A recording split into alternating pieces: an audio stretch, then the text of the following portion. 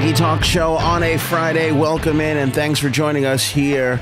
HockeyTalkShow.com, streaming live on Facebook and YouTube. And so wonderful and thrilled to be here with you guys tonight after we had to miss last night's show. So thanks for keeping up with us and staying on board. Phone number at 631-438-1768. Everything we're doing here on the Hockey Talk Show at HockeyTalkShow.com. And, of course, you can stream on Spotify, iTunes, TuneIn Radio, and Stitcher, wherever you prefer your podcasts. We got a lot to talk about on the Hockey Talk Show tonight. If you're a fan of A League of Their Own, you're going to love tonight's show. We are going to marry that film, well, really women's baseball, and hockey in an unprecedented, unbelievably cool move that nobody really is going to be talking about except for us here on the Hockey Talk Show. We've got a new owner of the Carolina Hurricanes. Speaking of new, there's a new address for Anthony Duclair. We've got a new signing, and we've got a new injury in Victor Hedman, out 3 to 6 weeks.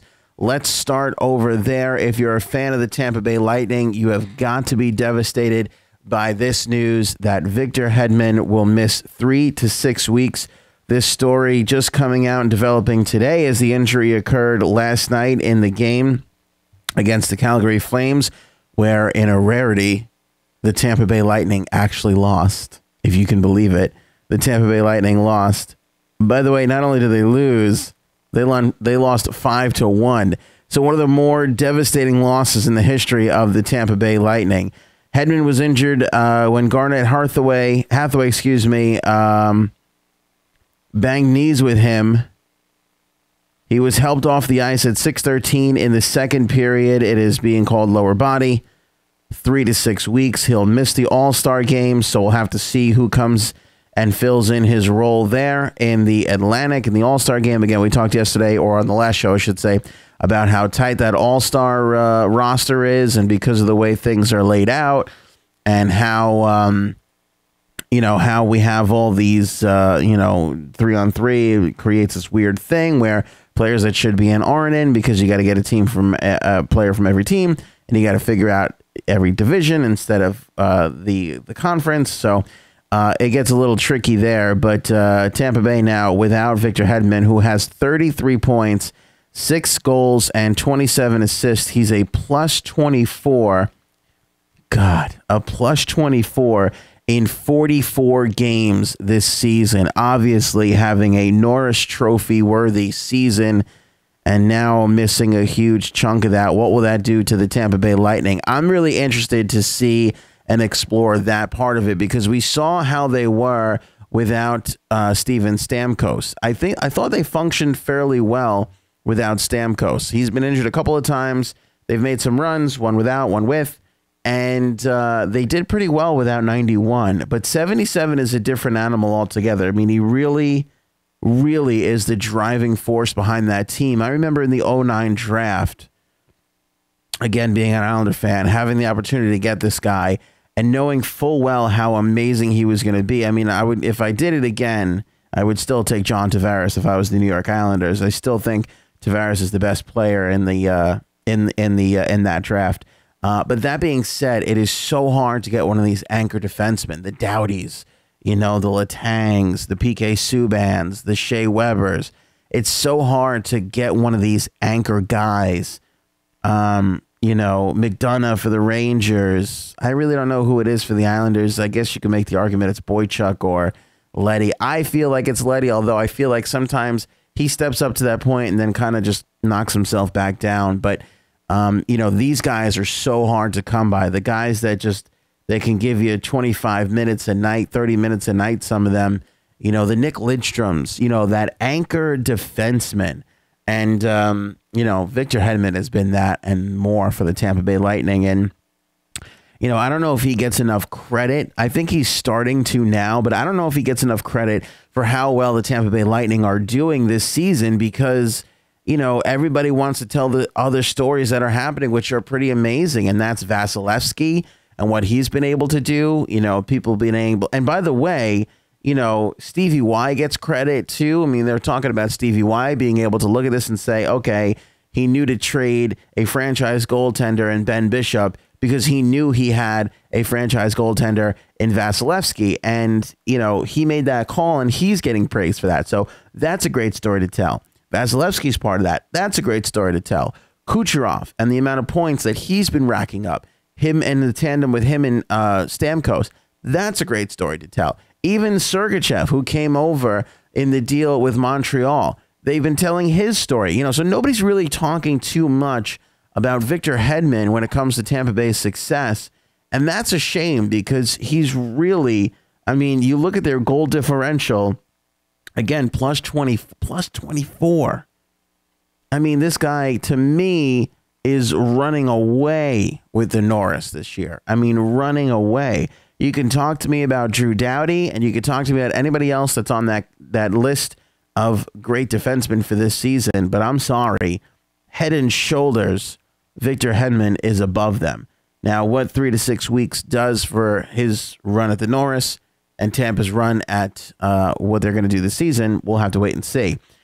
I think it's a great time, believe it or not, to be injured because you can have your little dip and then you can come back and still make a great run in the playoffs for Tampa Bay. And let's be honest, that's all that really matters for them. That's all they're looking for. So this is a good time to lose him. Better now than closer to a playoff time because he'll come back. But no doubt this is going to affect his status as a Norris Trophy candidate, although the way he's playing, maybe not by much. So we'll keep our eye on Victor Hedman. 3 to 6 weeks is a pretty big window. 3 weeks, not that big of a deal. You lose 6 weeks, a month and a half. That's a little bit of a bigger story. I don't project that Tampa's going to be, you know, falling out. I mean, they can go on a 20-game losing streak and they'll still be fine. All right, maybe not 20, but you know, they're going to the playoffs. There's no doubt about that. But it'll definitely affect his personal stats. I think Tampa is fine. I think it'll be interesting to see who steps up in his place. But I think this will affect them a lot more than it will affect, you know, losing Steven Stamkos when they lost him in the past, because I just think he just anchors this team, you know. And yes, Vasilevsky is the story and he has been great and he deserves 100% of the credit. But you got to, when you're looking at team defense, the combination of Vasilevsky, you know, and 77 is downright amazing. I mean, that's part of the reason why teams just can't beat this Toronto team. Like, yeah, do they score a lot of goals with the 91 and 86? They sure do. But on the other hand, they don't get a ton of opportunity to give up goals. You know, teams don't score a lot against them. And Victor Hedman, and much to the Stevie Y and John Cooper and everybody down there in Tampa, I mean, they play a good team defense. You know, they've got great players who play their positions extraordinarily well.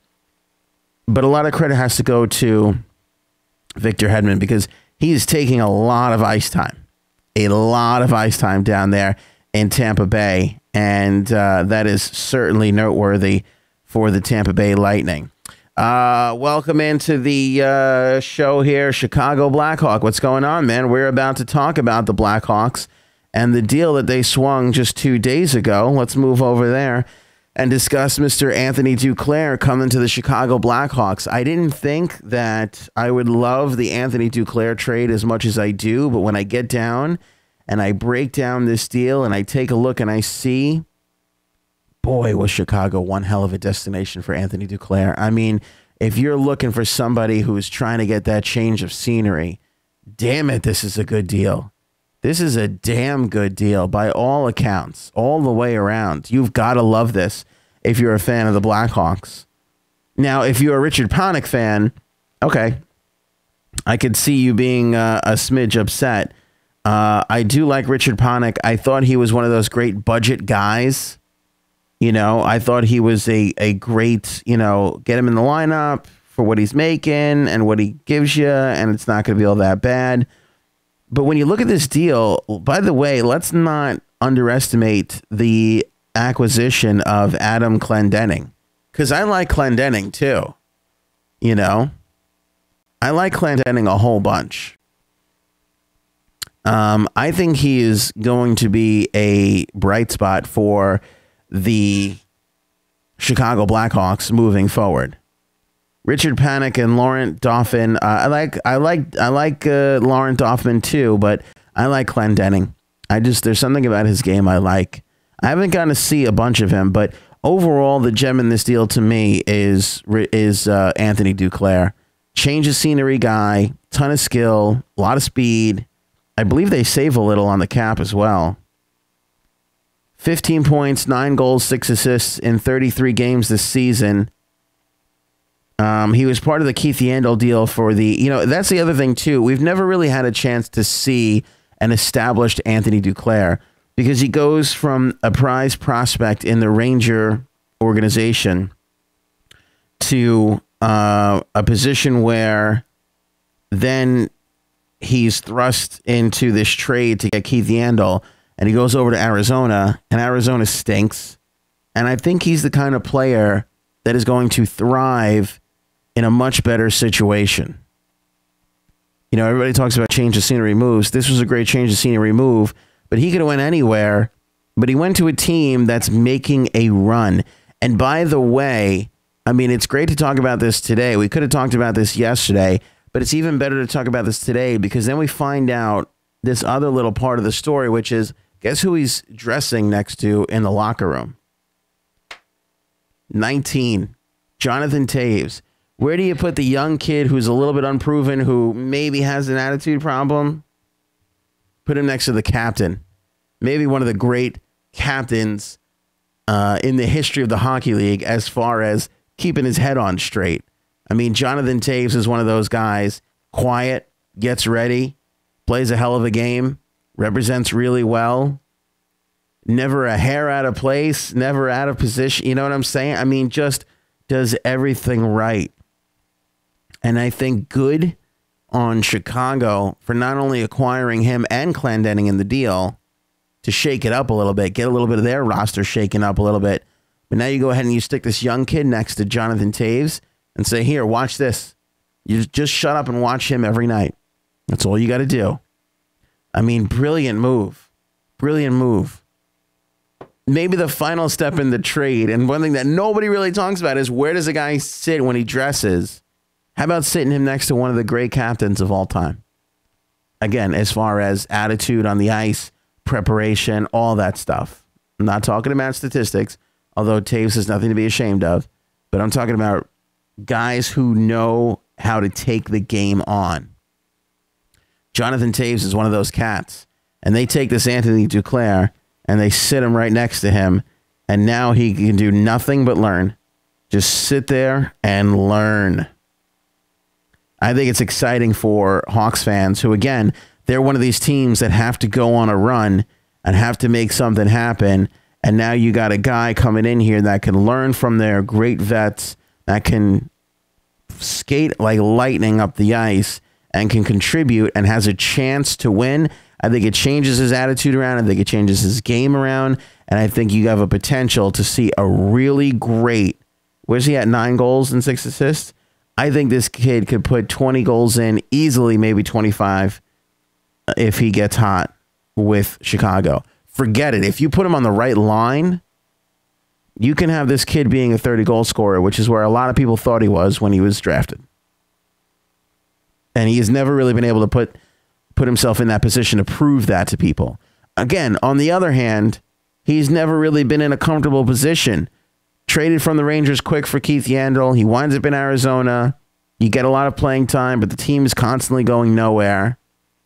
Could be tough on a player like this. In fact, he said just that when reacting to the trade. Let's go to some of the quotes that we have from Anthony Duclair on the fact that he's sitting next to Jonathan Toews. He said, quote, "That's pretty cool, actually. I wasn't expecting that. It's going to be fun to get used to." On the trade in general, he said, quote, "I just felt like I needed to change the scenery. It was a tough situation for myself and a couple other guys. At the same time, for myself going into the future, I don't think it was a good fit for me. Now I'm here and I'm embracing the opportunity." Joel Quenneville said he's looking forward to seeing what Duclair could do, saying, quote, "Great opportunity for him.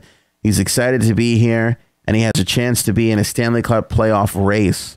We'll get to see how he looks in a couple of situations, but we told him to just play to your strengths. We look forward to his speed, and he has some good skill as well." That's the thing. You've got to get yourself into a position where you have a goal, you have a desperate thirst, a hunger each and every single night. Can you get into the playoffs? Can you do it? Can you get into the play? When you have that goal, when you have that drive, that's exciting for players. Players get up for that. And Chicago needs players to get up for that. They're 2 points out of a playoff spot right now. They're 1 point ahead of Colorado and Anaheim. And they're tied for points with San Jose, also out of a playoff spot. So that wild card in the West certainly got really interesting. I said this a little while ago in a couple of past shows. The Metro Division was the toughest race we saw early on in the season.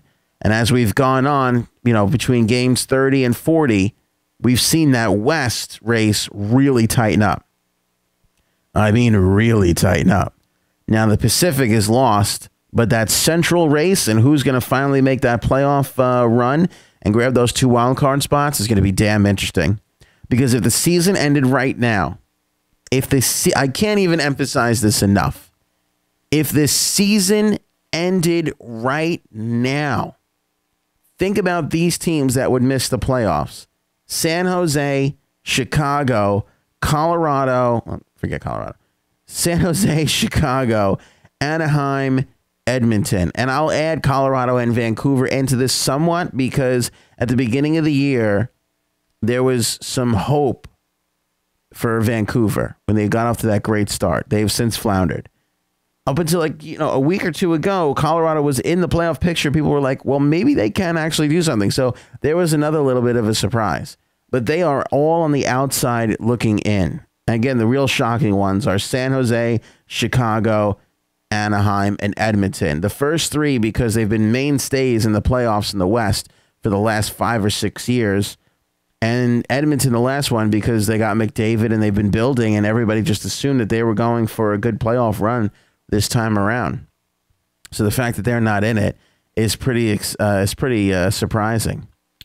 Report on Ho-Sang, he's a baby, lots of growing up to do. I think I defend Joshua Ho-Sang a lot on this show. I can't defend that. He does have a lot of growing up to do. I just still think when it comes to Joshua Ho-Sang, and I'll maintain this, is that you're going to have to put up with a little bit of it because of what he brings to you on the ice. And again, if it was any other player, like if Michael Dal Cole just got called up for the Islanders, right? If Michael Dal Cole brings the scoring ability and the offensive pressure that Joshua Ho-Sang brings, I will shut up about Joshua Ho-Sang forever, and I will pick up the torch of Michael Dal Cole.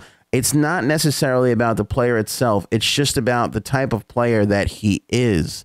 Having that offensive player, that extra offensive player, again, that one extra offensive player in the lineup changes the dynamic of the Islanders roster from 2 scoring lines to 3 scoring lines. And when they had 66 in the lineup, they were a far more offensively dangerous team.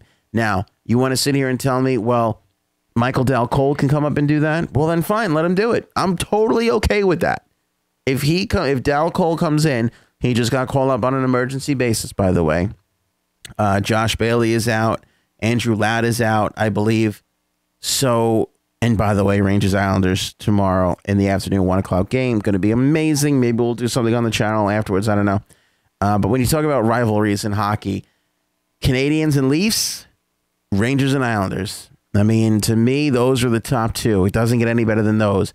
Now, there have been others that have heated up from time to time. Obviously, Canadians, Bruins, you can go on and on. I know Anaheim and LA can get pretty intense at times, but I'm sorry. The 2 greats for me are Rangers, Islanders, and Canadians and Leafs. I've had the thrill of experiencing both of those live in person, and they are both damn extraordinary to be a part of. And the reason why I bring it up is because no matter what, those teams are an exciting rivalry. Like, it doesn't matter if one's in and one's out. They're both in. It doesn't matter. When they both stink, when they're both great, There is no better rivalry than Rangers, Islanders, Leafs, and Canadians. Liz chiming in. I think Pittsburgh being out of the playoffs is just a big shock. It's just as big of a shock, if not bigger, than any of the teams in the West. The fact that the Pittsburgh Penguins are struggling to get into a playoff spot. Here, I'm gonna put an exclamation point on your sentence. The fact that Pittsburgh is out and Carolina is in is the most shocking thing to me. The fact that as the Penguins knock on the ceiling and as they're trying to get in, they're trying to get past the Carolina Hurricanes. There's no greater shock than that to me. I just did not see it coming with these damn Carolina Hurricanes. I really didn't. I didn't see it coming one bit. By the way, the Canes got sold yesterday, I believe. I think yesterday the deal for the Canes finally went through. So let's get into them quickly here. Carolina Hurricanes, Tom Dundon? Is that his name? Tom Dundon is the new owner of the Carolina Hurricanes, and he did not waste any time showing his excitement for the team. On Friday, today, he released a letter to the Hurricanes fans describing his excitement for the short and long term, the outlook of the team, outlined some of the changes he wants to make immediately and the changes he probably won't be making. The letter says, and I quote, "As the opportunity arose to become a majority owner of the Carolina Hurricanes, I began analyzing the organization. The one thing that immediately jumped out to me was with the collection of young talent already on the team, we can compete now. As I spoke to people from across the NHL, they all identified that core of young players, the head coach, and the general manager as major assets. I'm convinced that the Hurricanes not only have the opportunity to win now, but to be competitive in a year in and year out going forward." Big vote of confidence for Ron Francis and Bill Peters, who you can see on the screen right there. And they've done well. By the way, winning against the Caps 3-1 Thursday night, they moved into the second wildcard spot ahead of the Penguins. And I believe they haven't lost to the Caps yet this year. So think about the scenario that sets up where you can have the Penguins, the Caps and the Canes playing each other in the playoffs, and in a scenario where the Caps are having trouble with the Canes. Could you imagine that upset?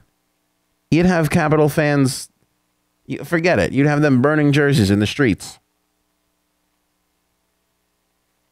I can't even imagine. This is good for the Canes, though, and I think it gives them a little bit of stability because the new ownership is always good, especially when they talk about coming in and, bringing some stability to the organization and just new money. Again, even if he's not going to be a great owner, it's still going to take a little while until he gets sour. So always a good situation when you have a new ownership come into the mix. But as we look at the East, again, we'll play this game here. Again, it's not as shocking to me, but still a little bit.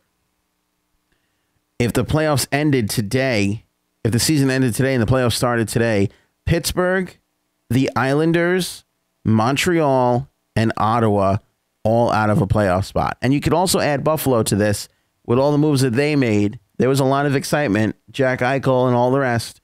People thought that Buffalo was going to be a contender going into it.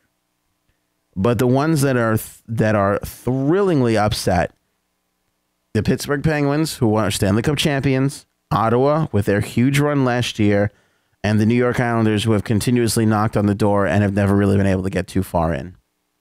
Philly has been struggling, so them not making it is not a surprise. Florida, that's a little bit of a surprise to me, although they've taken a step back. We all knew that. But that is pretty shocking in the East. And the fact that the Devils continue to do so well has been something that all the other teams have to deal with. It really has. But it would be something else if the Pittsburgh Penguins do not make the playoffs. I can't even imagine. It makes me cringe. If you're a fan of any team in the East, you can't be comfortable. There's no comfort. No comfort. Jersey has 52 points. The Rangers in the last wild card spot have 49. Carolina has 48. The Leafs in the last wild card spot in the Atlantic have 53. Pittsburgh has 47, and they're out of it. 46 for the Flyers in the Isles, and 42 for Florida. I mean, with the Penguins surging and this dogfight of middle-class teams, and I'll put the Islanders in that list, Flyers, Carolina, and I'll put the Rangers in that list. There's just too many good teams. They say 96 points to make the playoffs this time around. You know, for a lot of these teams in the East, they got to add 50 some odd points. That's going to be a lot. That is going to be a lot to contend with. Hockey Talk Show on a Friday. Thanks for joining us, of course, on iTunes, Stitcher, the TuneIn Radio app, and now Spotify. Remember to rate and review. And if you're streaming live on Facebook and YouTube, give this a thumbs up if you can. Share it if you can on your social channels, Twitter and Facebook. It is much appreciated, as always. And don't forget, we got some deals for you on the NHL shop officially. You can click on the links in the Facebook and YouTube descriptions, or head on over to hockeytalkshow.com and click on any of the banner ads. All right, we tackled the Canes. We tackled Hedman being out. By the way, Andrew Cogliano has signed a 3-year deal with the Anaheim Ducks. That's a pretty significant thing, worth noting. He gets a 3-year extension from the Ducks. One of these Iron Men type players. He is always in the lineup. Let me see here. He's appeared in 829 consecutive regular season games. 889 if you count the playoffs. That's pretty good. 4th longest streak in NHL history. 3-year extension for him. Financial terms were not disclosed, but Eric Stevens of the Orange County Register reports that it will pay him $3.25 million per season. Pretty good deal for the Anaheim Ducks, I think, and for Andrew, and affordable, and an Iron Man, and all the rest. Speaking of the Pittsburgh Penguins, let's talk about the Pens for a sec. Matt Murray is going to miss some time here. I'm not sure for how long, but as the story goes, and again, this is never good when you're challenging as hard as you are, as the Penguins are. But Matt Murray leaves the team because of personal family matters. Penguins announced today Murray is 15, 12, and 1, 2.93 goals against average, .903 save percentage in 31 games. Penguins have recalled Casey DeSmith from Wilkes-Barre Scranton. DeSmith is 0-1-0 with a 3 goals against average in 2 games with the Penguins this season. Pittsburgh plays in Detroit tomorrow at 1 o'clock. It's the first game back after the 5-day scheduled break. And they'll play the Rangers at home on Sunday. So again, we're starting to see some of that condensed schedule there. Back-to-back games for the Penguins and the Rangers. Rangers Islanders on Saturday, and then Rangers Penguins on Sunday. And we'll see what happens there with Matt Murray. If Pittsburgh's going to go on a run, they got to have 30 in the lineup. I know he hasn't been outstanding for them, but he has still been their guy that you want to get behind. So that's a little bit disappointing for Penguins fans. And at the same time, overly joyous for everybody else who's a fan of hockey. Everybody's like, yeah, boo, go home, loser. It sucks. I don't know what the personal family issues are, but we'll see what that is for him. We're going to get to a league of their own momentarily, but first, the Nashville Predators. How about this? Supporting their Tennessee Titans, going to the game, walking into tonight's game, wearing some tighten up, as they say. Hashtag tighten up. Take a look at this. The guys are rolling into the arena tonight, sporting their Tennessee Titans jerseys under the suit. Here are the guys, a little slow-mo action, them all walking in there. Look at that. Showing off the Titan love, supporting their NFL, their city's NFL team. Hashtag Tighten Up. Team Smashville. There you go. I love this. I love that the National Hockey League players have started this like new sort of platform. We saw this around Christmas time of them wearing the ugly sweaters. Some of the guys wore ugly sweaters. Some of the guys wore ugly sweater suits walking into the arena. I like this. It's a good show of support. I like that they're turning the entrance, the guys just walking into the arena, into somewhat of an event that can be customized depending on, you know, what they're doing that night. So I kind of like that. Speaking of customized, greatest thing ever. I don't know what it is about A League of Their Own, but I have watched that movie 4,000 times. Something about Hanks and Rosie O'Donnell and Gina Gershon, not Gina Gershon. Who's the Gina Davis? I just love the whole Madonna. They're all good. Milton, they're all good in that. They're all good in that show. And quotable lines and just one of those movies. It's funny. A League of Their Own is not Goodfellas, but you can quote A League of Their Own just as much as you could quote Goodfellas. My kid ate the lineup. Anybody ever tell you you look like a penis with a hat on? I mean, all that stuff. I mean, there's just some great quotable lines. Well, American Hockey League affiliate, the Rockford team, the affiliate of the Chicago Blackhawks, are going to be celebrating. And by the way, I talk about the movie, but legit, it was based on a real story. You guys know that, about a real women's baseball league that was started during the war. And Rockford is going to be celebrating this with a Rockford Peaches night. And they are going to be wearing that jersey right there. I mean, how great is this? And also, by the way, not just pink in the rink night, but they are also going to be dyeing the ice pink. So they're going to be skating on pink ice, wearing the Rockford Peach jersey as their hockey jersey. That is awesome. Nice job on the part of the Rockford Ice Dogs for doing that. Minor league hockey is almost caught up to minor league baseball as far as, you know, eye-popping promotions that get a lot of national coverage.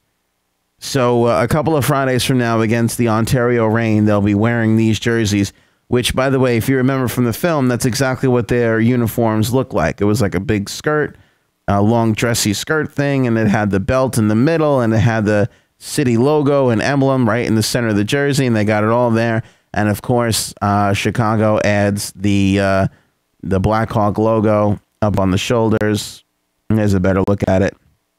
You see, you got the belt in there. You got the city of Rockford Peaches on the middle with the buttons there and everything else. I mean, come on. How awesome is this? How awesome is that? I cannot wait for the photos to see the guys actually wearing that on the ice that night, sporting their pink jerseys with the pink ice underneath them as Rockford celebrates 75 years of the Rockford Peaches, 75th anniversary. Congratulations to them, and congratulations to Rockford for coming up with this great idea. And by the way, the uniforms are going to be auctioned off, and proceeds will benefit breast cancer research.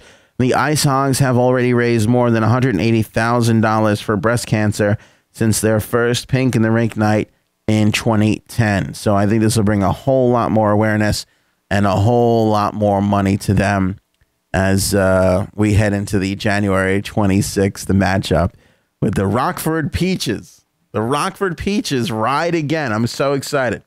I love A League of Their Own. That's the greatest movie. It's one of the great baseball movies ever, at least. We got to do our whole dedicated show to great hockey movies one night. All right, that's going to wrap it up for us on the Hockey Talk Show. Not a ton of hockey action tonight, I don't believe. But everybody is, oh no, we got a couple games here. But everybody's coming off of that 5-day break. Well, half of the league is at least. So I'm excited for tomorrow, really. A lot of the teams practice today. I know Rangers and Islanders practice today. Again, Rangers and Isles, that's to me the game to watch for tomorrow afternoon. But tonight you got Vancouver and Columbus at 7:30, Calgary at Florida. Let me give you the picks here. Give me Columbus at home against Vancouver. Give me Calgary against Florida at 7:30. That Gaudreau line is just good.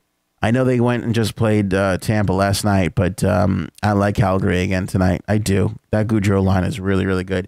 And them coming off a big win against Tampa, they should be fired up for tonight. Caps and Carolina.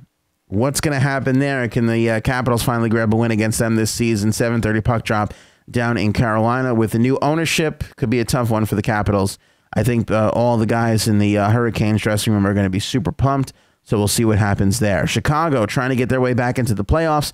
They'll take on Winnipeg tonight. That's going to be my pick of the night. That is also the national game in the States, so I would encourage everybody to watch that if your local teams aren't playing.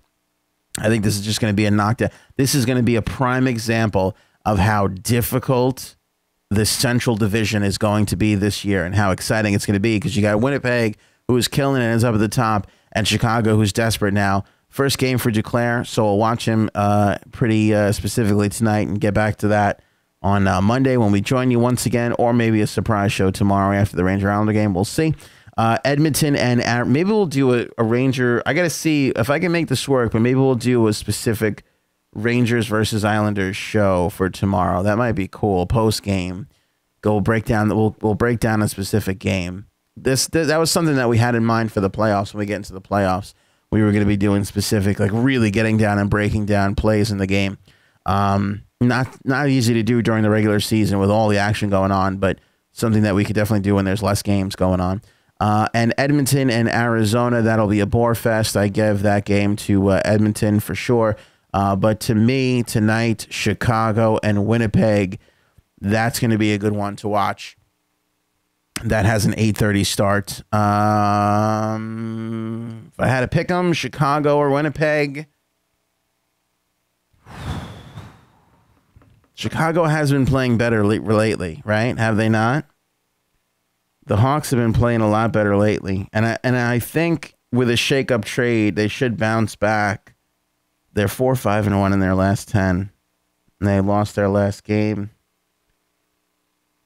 God, Winnipeg is so good, though. Winnipeg is so good. I'm riding over to dailyfaceoff.com to see if Hellebuyck is in the lineup tonight, because if he is, that's going to really change my opinion on everything. Let's see. Grubauer versus Cam Ward and the Caps Canes game should be interesting too. Connor Hellebuyck confirmed to start for tonight. And it's going to be Jeff Glass for the Hawks. Glass has been pretty shut down and outstanding.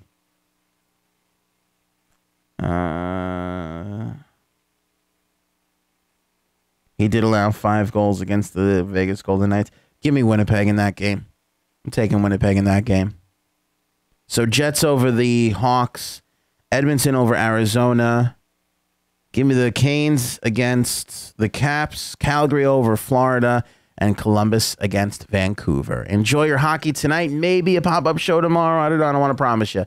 I should have even been saying anything because I don't know if we can make it happen. But if we can, we'll do something. Enjoy the hockey tonight and tomorrow night. A lot of all-star talk tomorrow. We got to figure out who's going to fill in for Victor Hedman. Think about who you'd like to see in there. Certainly a lot of deserving candidates coming out of the Atlantic Division. So we'll get into that all on the next.